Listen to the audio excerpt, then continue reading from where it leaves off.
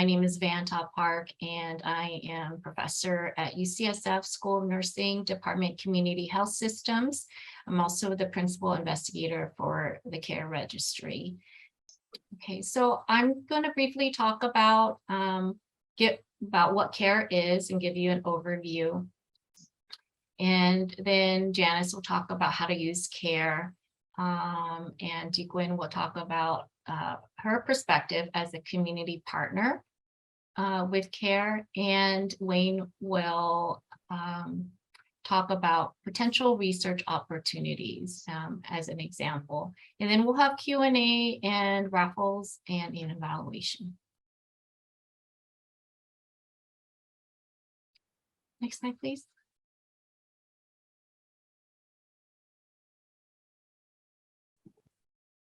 Next slide, please. Okay, so this is a slide that provides a little bit of background about Asian Americans, Native Hawaiians, and Pacific Islanders population. As many of you might be aware, Asian Americans are the fastest growing racial group in the US, comprising about 7.7% of the US population. And then just as you can see, we're a very heterogeneous group by languages, dialects, culture groups, immigration patterns, religions, diet, and social economic status. What I want to really point out as an example on the right side of the slide is how diverse we are in terms of English proficiency. And so you can see here, if you lump all Asians together, for example, about 32% of all Asian Americans report having limited English proficiency. But when you break it down or disaggregate the data by subgroup, you can see a wide range of numbers here of proportions of limited English proficiency. So, for example, Asian Indians have the lowest reported limited English proficiency.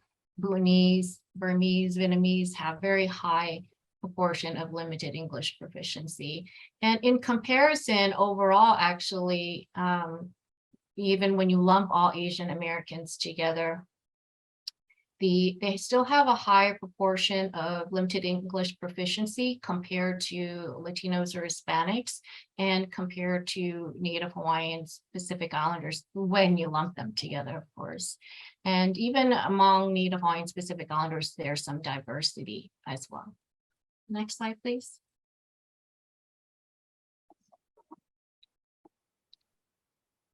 So I want to explain part of one of the main reasons why we built CARE's registry is because there's really Asian Americans, Native Hawaiians, Pacific Islander populations are severely underrepresented in research. And we all know when you're severely underrepresented, that really will affect everything from prevention and treatment and care and services for our communities. In a paper that was published in JAMA Open Network, they looked into clinical research projects that focus on Asian Americans, Native Hawaiians, and Pacific Islander participants that are funded by the NIH. And what they found was that in 25 plus years, less than 1%, or actually 0.17% of its total budget supported research, clinical research that focused on AA-NHPI population or communities. And because our group was also interested in improving representation in Alzheimer's disease and related dementia research, when we looked at participants that were enrolled in studies in Alzheimer's or at Alzheimer's disease research centers, only 2.7% identified as AA-NHPI as well. We all know that there are various challenges to participation in research. We need to have bicultural, bilingual staff, for example. We also need to provide adequate outreach and education about what research is, the what are the various kinds of research studies one may be asked to participate in, as well as the significance of participation in terms of bringing a voice to our communities. Next slide, please.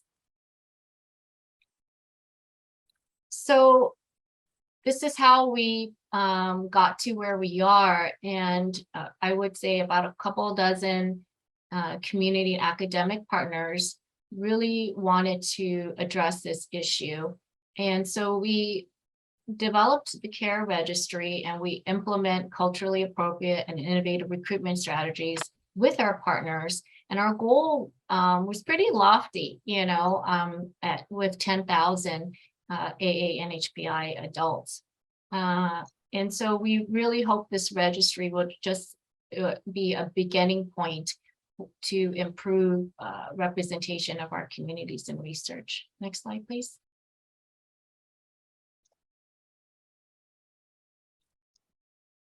Okay, so these are our main partners, UCSF, UC Davis, ICANN, National Asian Pacific Center on Aging, or NAPCA, and UC Irvine.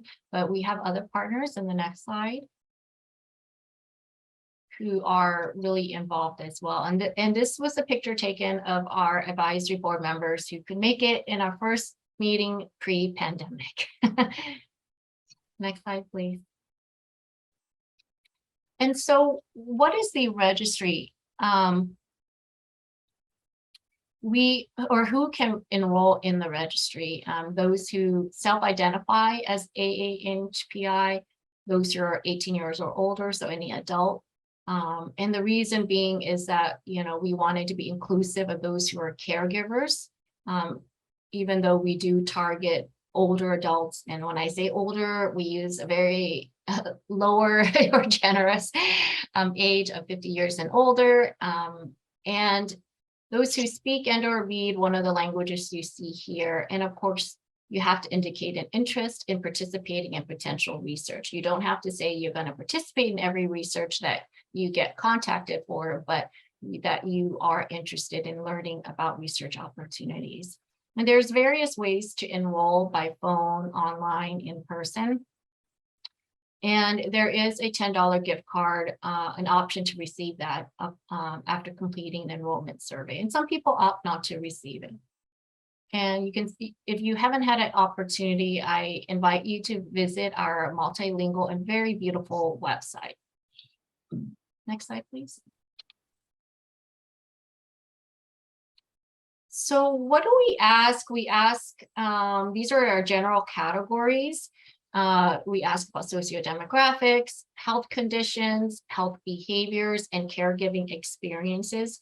We try to have the survey not be cumbersome because it's an enrollment survey, right? It's not a research study. On the other hand, we also need to collect some valuable information so we can use it to potentially match the registry participants to research. And you'll learn more about that later. Next slide, please. In terms of registry enrollment, please bear in mind, we launched less than 2 years ago during the pandemic, the height of the pandemic, and yet we are where we are now, which is pretty incredible. We have almost 9,300 enrolled, and we're close to hitting our target goal of 10,000. I have no doubt that if there wasn't such a thing as a pandemic, we would have hit our goal in the first year. Next slide, please. And just a snapshot, here's just a snapshot of, what our participants look like. Most were born outside the US. This started out as a California registry. However, when we launched, there was an incredible interest for us to include others or non-Californians. And for our future CARE 2.0 application, which we're working on right now, we are aiming to expand nationally. About 10% are caregivers of older adults. Most people have reported no prior research participation experience. And I think this is very key for those here to understand, is that we didn't recruit people to the registry who already knew what research was and have participated in research. We did a phenomenal job, I think, in providing the outreach to those who have never participated. And so that's a statistic that I'm personally really proud of. And you can see that mean age is 54 and older, and more than half have limited English proficiency, and there's diversity in cultural groups and language completion of the survey. Next slide, please. So Janice. Okay, thank you, Van. So now you know that CARE has almost 9,300 AA and HPI individuals with diverse background who indicated interest in research participation. And it's keep growing.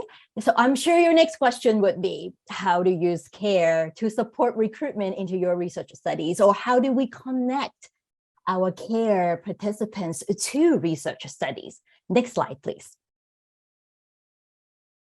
Now, so using CARE-supported recruitment has 5 steps. So I will briefly give you an overview, and then we'll go into each of the steps in more detail. So the process all started with submitting a CARE referral request form, which is on the website, and we'll give you all those information.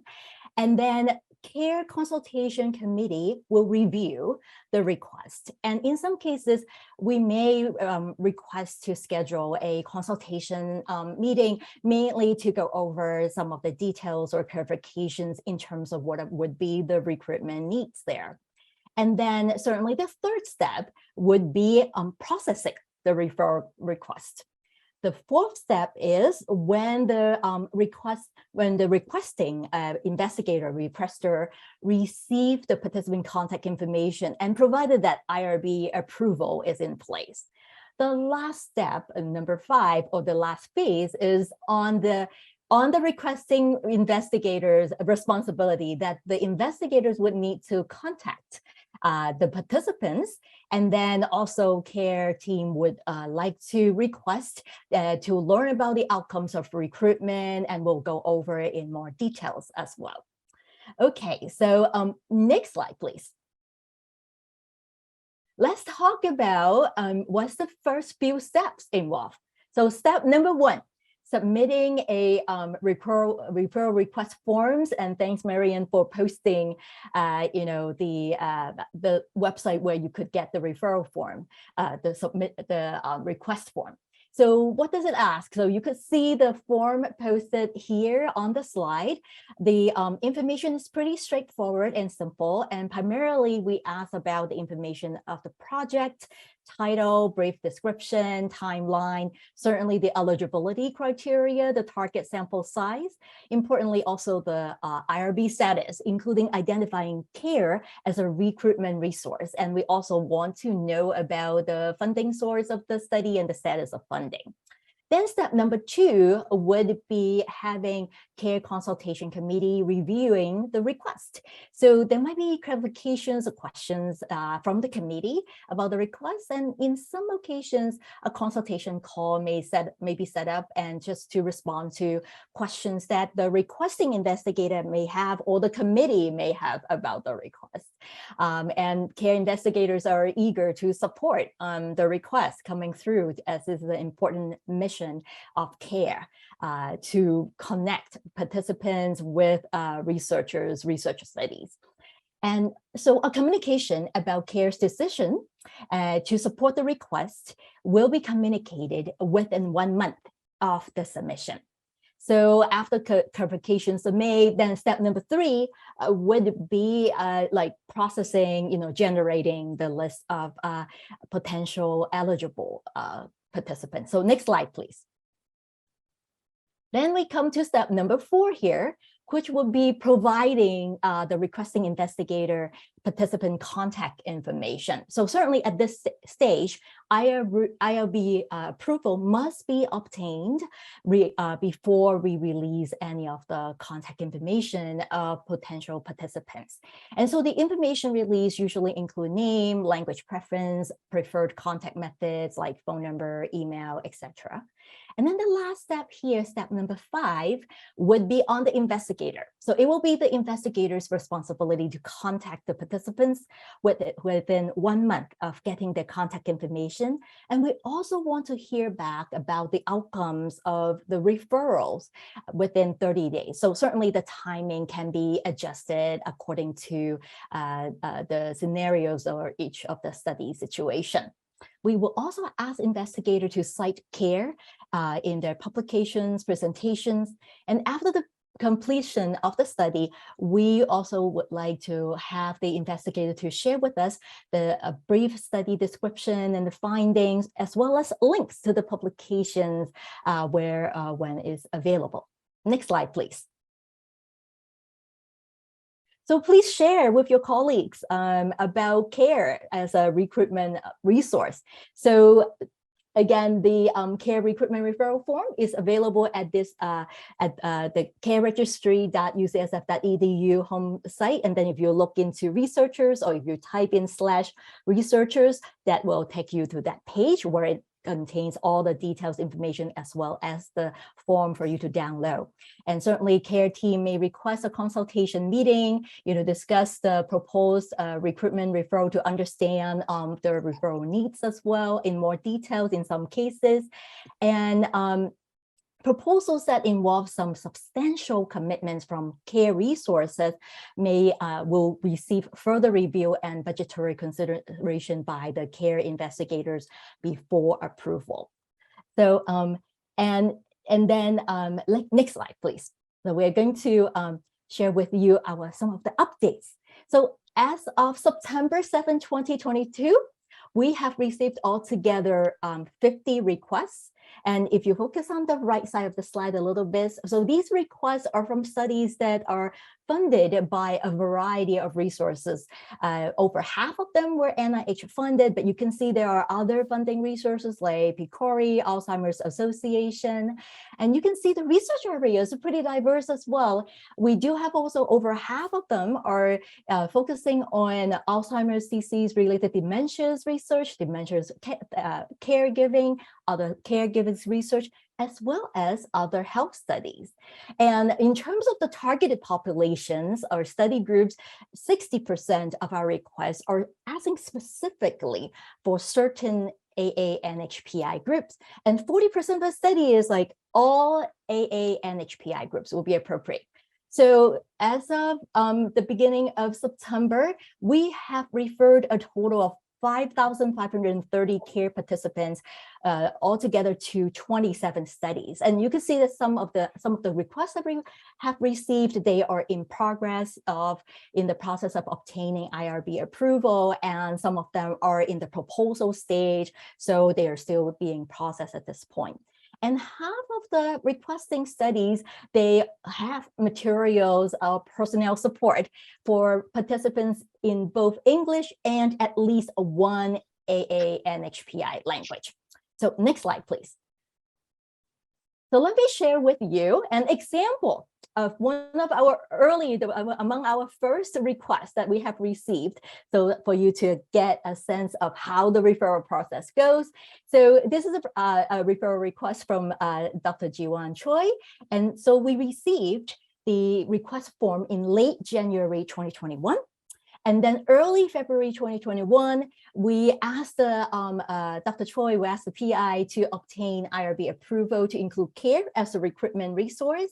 We also have some clarifications about participant eligibility. So the initial query that Dr. Choi submitted was that, so her needs for her study is age greater than 50, male, self-identified Korean American, and caring for someone with dementia. So at that time, what Dr. Choi's needs for her study was that she has already actually conducted a several focus group and with several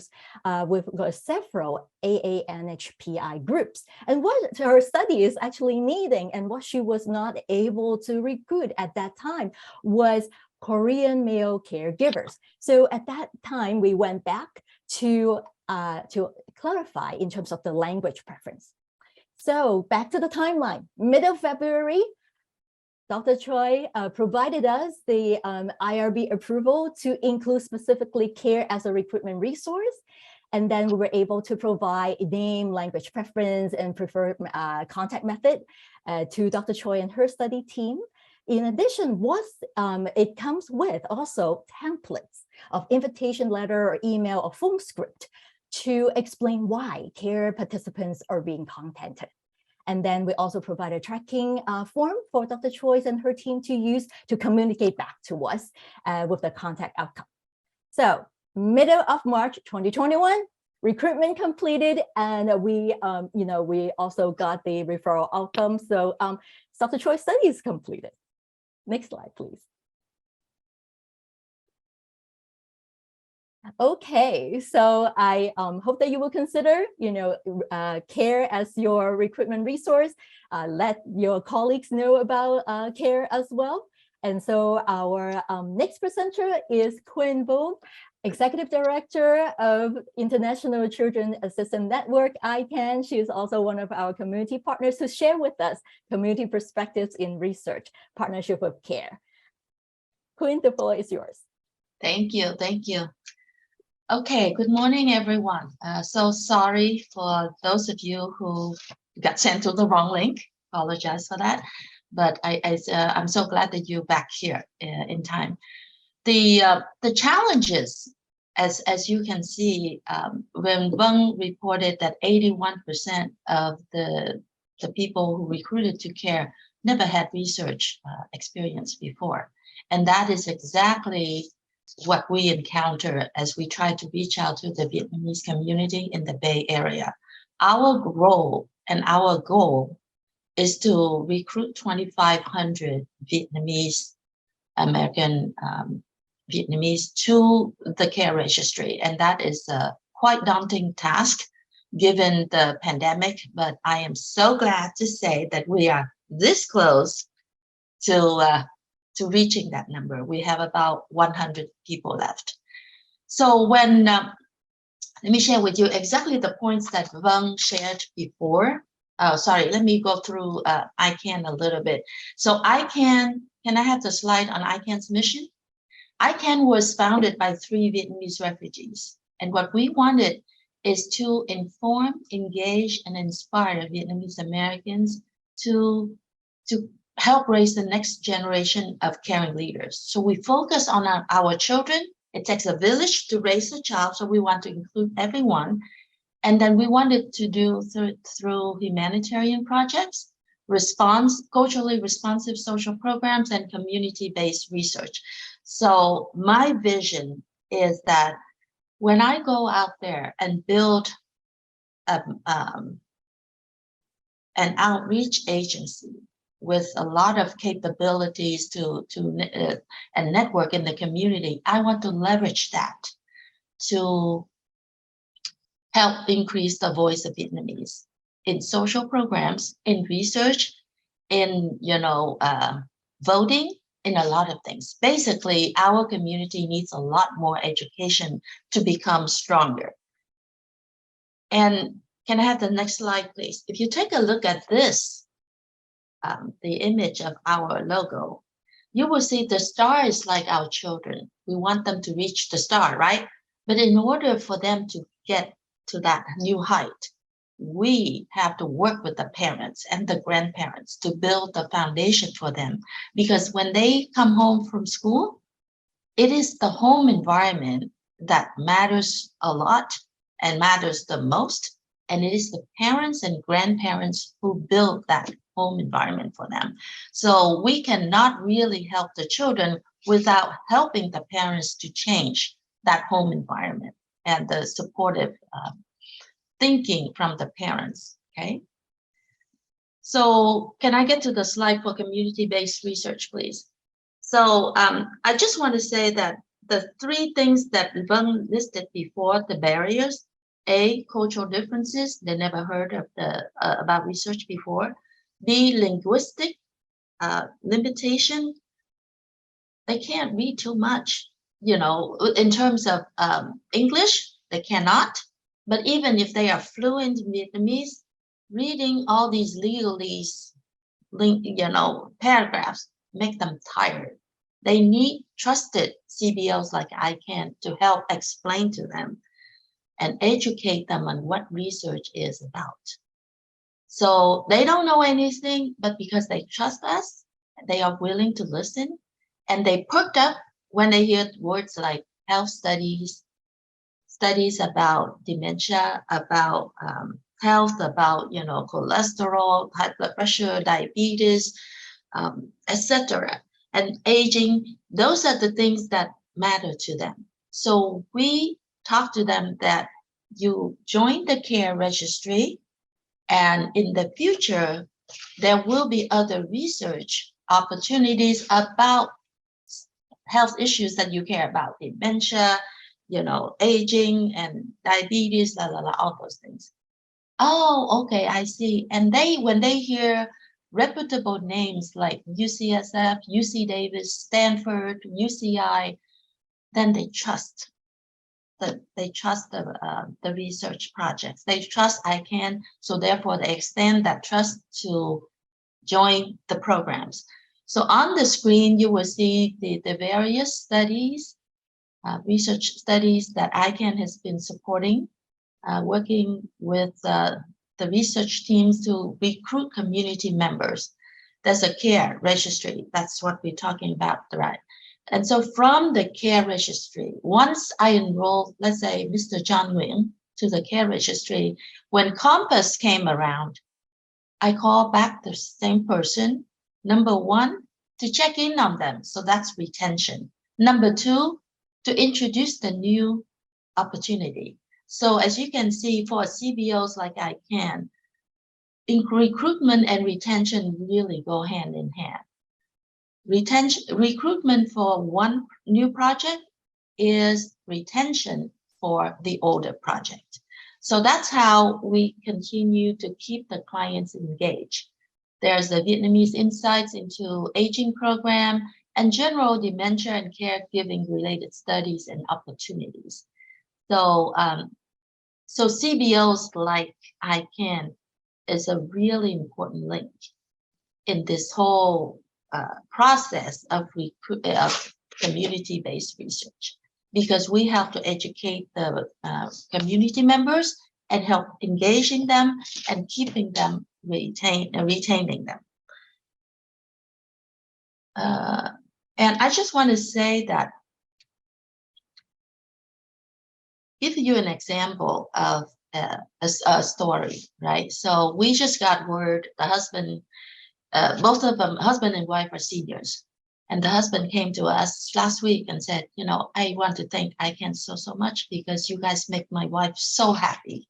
And you help her from getting out of you help her to get out of her depression. So the wife came here 6 years ago and have been so depressed. She's been wanting to go back to Vietnam every year because there's nothing to do here. And so after a while, she got to know ICANN, and because we offer all kinds of programs, not just research. Outside of research, we do parenting workshop, we do community forum, we do English classes, exercise classes, computer classes, you name it, right? And then, so she became more engaged with all the different programs and services in the community. She felt connected. She felt like, oh, I belong here. So now she attends all the various programs offered by ICANN and other agencies, and she doesn't ask to go back to Vietnam anymore. So we do air quality. We help people fill out the rebate to exchange the old gas car into the new, to get the rebate, to get the credit to buy the new EV. things like that help bring the customers to us, the clients to us. And so, and then from there, we can help them in multiple directions. They come because of rental assistance. They come because of internet discount. They come because of, can you help explain to me, what's wrong with my PG&E bill? Just because we are out there with a variety of programs. That's why the community come to us, they trust us, and then they come again. So that's the challenges that we have to deal with in trying to build up the community, build up our extensive outreach network so that we can better serve them. Thank you. Thank you, Quyen. Up next is Wayne. And before Wayne or Dr. Meyer starts, I like to apologize again to those who received the wrong Zoom link.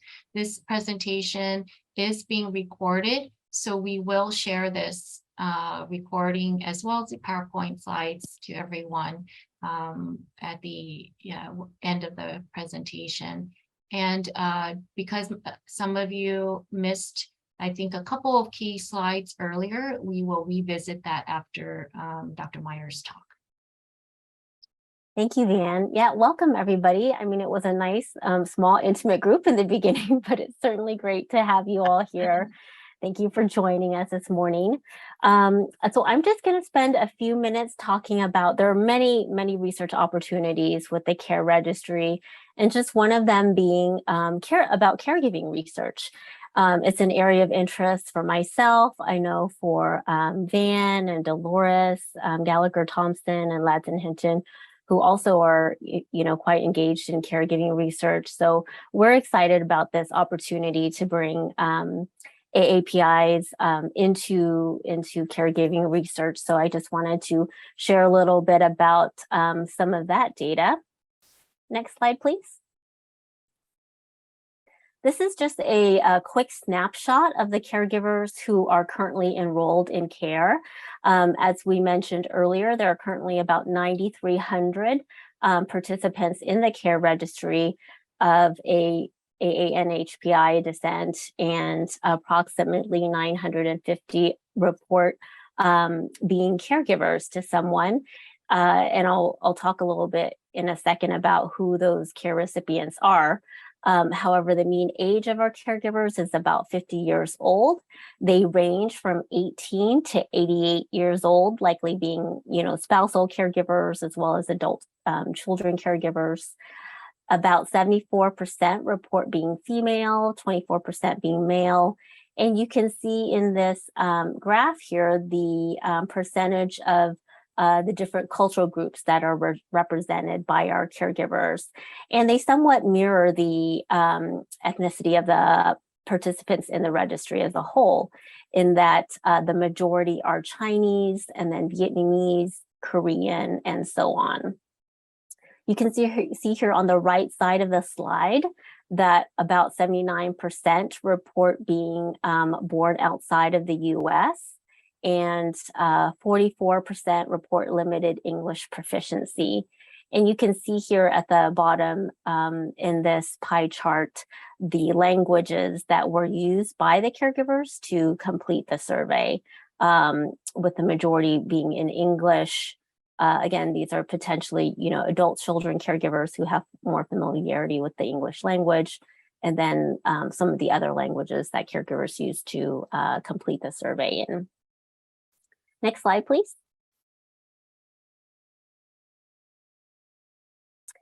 And here, there is definitely an interest in aging and ADRD research within our group. And about 39% of the caregivers report caring for someone with ADRD or Alzheimer's disease or related dementia. And here are the other health conditions that caregivers report caring for someone because they have high blood pressure, high cholesterol, heart disease, diabetes is one of the larger groups, sleep problems. So there are a number of different issues, and basically it's it's presented to them in a checklist form, and they just check the different conditions. Sometimes there are multiple conditions of why they're helping to care for their loved one. And here you can see the education level of our caregivers, that overall, a large percentage, I think that's 33, the numbers are quite small on my screen, and I'm getting older, report some college and then graduate degree. So they're pretty highly educated, the caregivers in our registry. And here at the bottom, this is annual household income. And so a large percentage report having a household income annually of 25 to 75,000, less than 25,000. Next slide, please.